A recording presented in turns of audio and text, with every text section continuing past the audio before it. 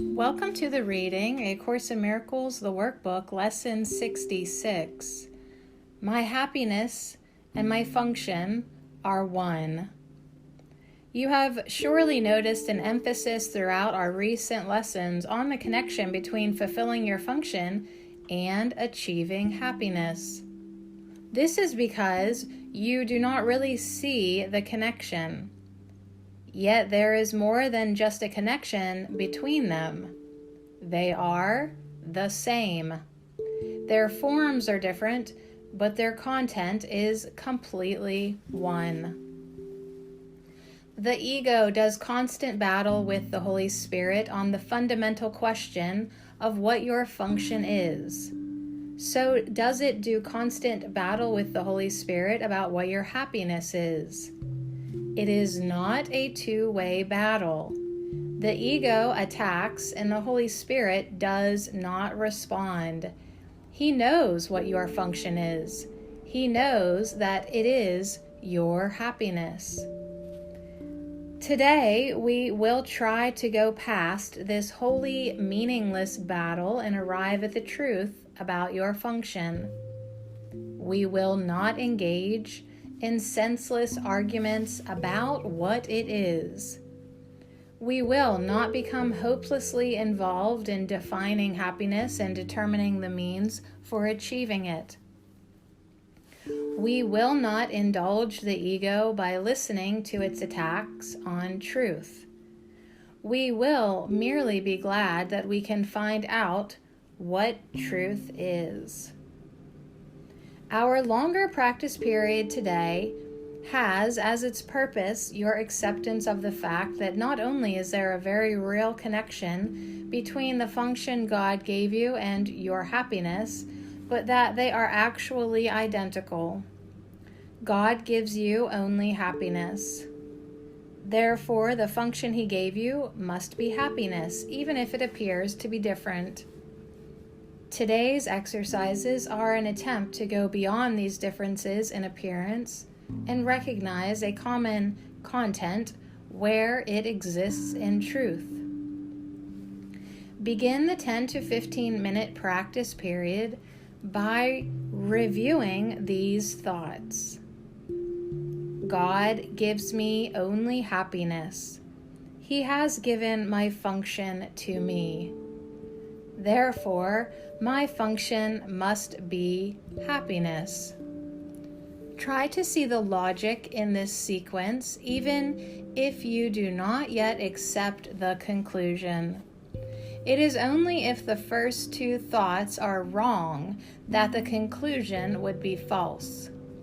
Let us then think about the premises for a while as we are practicing.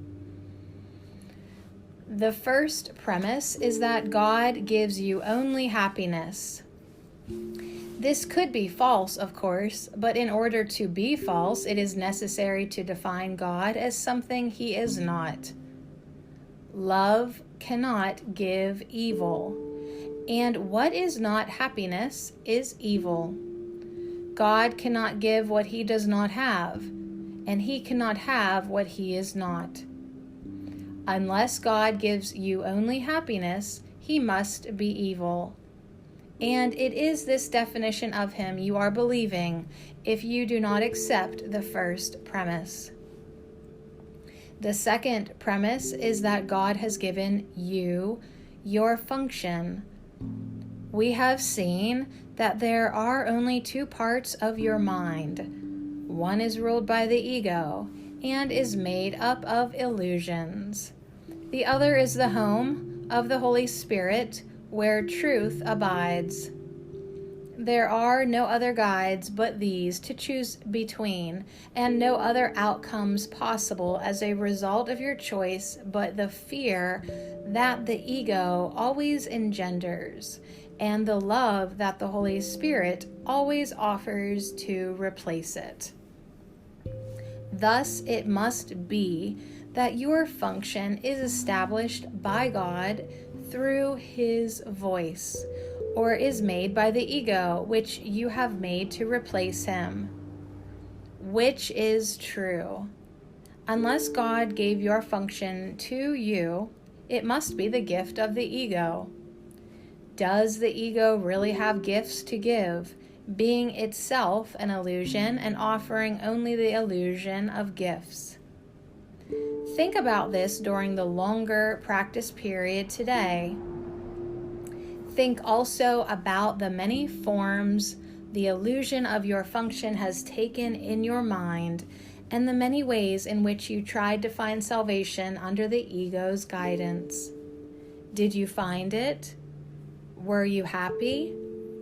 Did they bring you peace?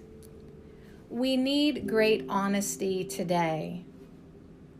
Remember the outcomes fairly and consider also whether it was ever reasonable to expect happiness from anything the ego ever proposed. Yet the ego is the only alternative to the Holy Spirit's voice. You will listen to madness or hear the truth. Try to make this choice as you think about the premises on which our conclusion rests. We can share in this conclusion, but in no other, for God Himself shares it with us. Today's idea is another giant stride in the perception of the same as the same and the different as different. On one side stand all illusions. All truth stands on the other. Let us try today to realize that only the truth is true. In the shorter practice periods, which would be most helpful today if undertaken twice an hour, this form of the application is suggested. My happiness and function are one, because God has given me both.